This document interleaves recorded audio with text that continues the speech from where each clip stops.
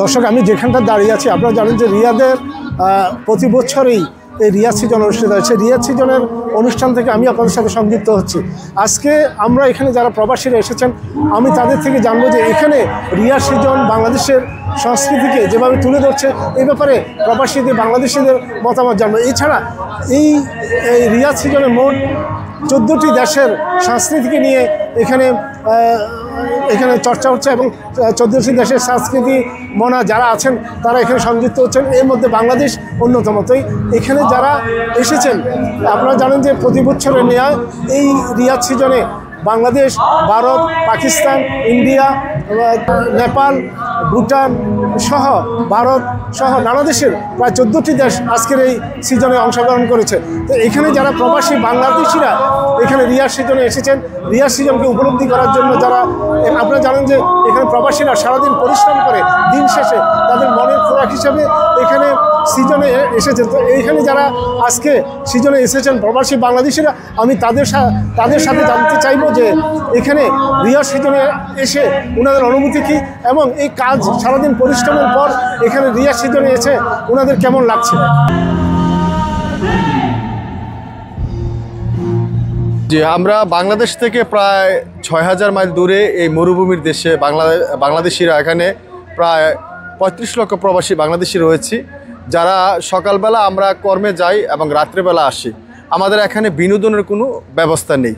Saudi সরকার যে তাদের সংস্কৃতির মিলন মেলা ঘটাতে চাচ্ছে, এখানে গোটা আরব বিশ্বের সাথে তাদের বহির্বিশ্বের যে একটা মিলন মেলা সংস্কৃতির একটা তারা ঘটাতে যাচ্ছে, সেই বই প্রকাশে তারা রিয়াদ সিজন এবং বিভিন্ন এরিয়াতে বড় বড় সিটিগুলোতে তারা প্রতি বছরই তারা এই আয়োজনটা করে থাকেন। যার কারণে এখানে আমাদের এশিয়া সহ বিভিন্ন দেশের সংস্কৃতিগুলো আমরা এখানে একসাথে পাই।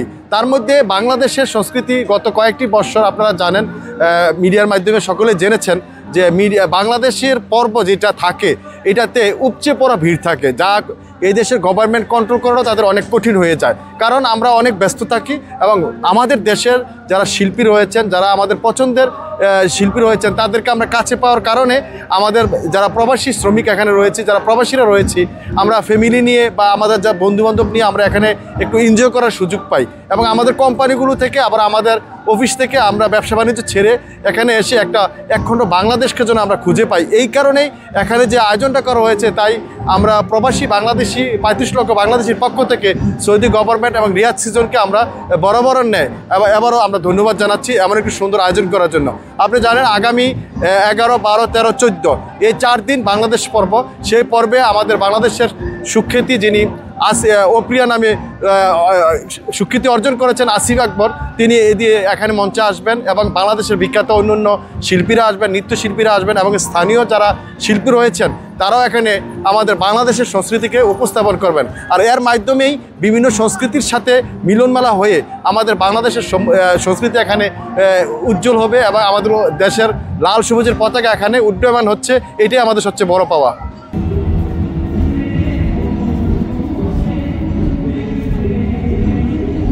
আমি ফার্স্টেই বলতে চাই, এখানে বাংলাদেশ বা বহির্বিশ্বে যে সকল প্রবাসীরা আছে তারা সারাদিন কর্মব্যস্ততার মাঝে তাদের বিনোদনের কোনো জায়গা নেই। কিন্তু সৌদি সরকারের এই মহৎ একটি উদ্যোগ যে তারা প্রতি বছরে রিয়াদ সিজন নামের একটি গ্লোবাল হারমোনির উদ্যোগে একটি প্রোগ্রাম করে থাকেন রিয়াদ সিজন।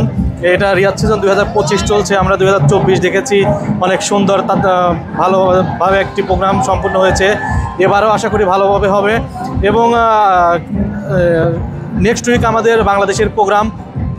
আশা করছি বাংলাদেশের প্রোগ্রামের মাধ্যমে আমরা বাংলাদেশের সংস্কৃতিকে বহির্বিশ্বে তুলে ধরতে পারবো এবং আমরা প্রবাসীরা যে সকল এখানে আসি, আমরা সারাদিন কর্মব্যস্ততা শেষ করে এখানে এসে আমরা বিনোদন নিতে পারবো। উদ্যোগ পাচ্ছে সৌদি আরবে এই প্রথম। আসলে সৌদি সরকার তাদের সংস্কৃতি এবং বিভিন্ন দেশের সংস্কৃতি তারা তুলে ধরার জন্য এমন সুন্দর একটি আয়োজন করেছে, সেটি সত্যি প্রশংসার দাবিদার সৌদি সরকার। তবে আমাদের বাংলাদেশের যে সংস্কৃতি অনুষ্ঠান আগামী 11 তারিখ থেকে শুরু হবে, 14 তারিখে শেষ হবে। আমরা যত জানতে পেরেছি আসিফ এবং মনির খান আসবেন বাংলাদেশ থেকে। এটা আসলে বাংলাদেশের মানুষের জন্য আসলে একটি আলাদা একটা বাড়তি বিনোদনের জায়গা তারা তৈরি করে দিচ্ছে। সৌদি সরকারের সেজন্য আমরা ধন্যবাদ জানাই। এই জন্য কারণ হচ্ছে আমরা অনেকেই দেশে যেতে পারি না, অনেকে এখানে থাকি 4 বছর 5 বছর 10 বছর, অনেকেই ফ্যামিলিরা থাকে, দেখা যাচ্ছে যে 20 বছর হয়ে গেছে তারা দেশে যাচ্ছে না। তো বাংলাদেশের যে সংস্কৃতি বিনোদন, এটা কিন্তু সৌদি সরকার এক ছাতার নিচে কিন্তু তারা তৈরি করেছে। সেজন্য আসলে একটি ভালো একটা উদ্যোগ। আমরা চাই প্রতি বছর সৌদি সরকার এমন যেন আয়োজন করে, আমরা এখানে এসে বিনোদন যে জায়গা তৈরি করেছে আমরা উপভোগ করতে পারি। ধন্যবাদ আপনাকে। বছর হয় সৌদি আরব এসেছি আমি। বাংলাদেশের মুন্সিগঞ্জ জেলা শ্রীনগর থানা থেকে এসেছি। সত্যিকার অর্থে রিয়াদ সিজন আমি গত বছর আসছি আমি ডিসেম্বরে, তার আগে হয়ে গেছে, যার কারণে আমি আসতে পারি নাই। সো এবার আমি আসার সুযোগ পেয়েছি। আমি 1 বছর হয় আমি আসছি এখানে।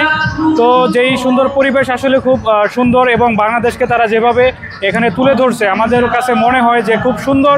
এবং আমরা আসলে যারা প্রবাসী আছি, সারাদিন কর্মব্যস্ততার পরে সারাদিন পরে যখন দেখি আমাদের বাংলাদেশকে নিয়ে কোনো অনুষ্ঠান হচ্ছে, বা আমরা সেখানে যে আমাদের যে ভাই আছে বাংলাদেশি ভাই এবং আরও যে লোকজন আছে তাদেরকে নিয়ে খুব ভালো লাগছে আর কি।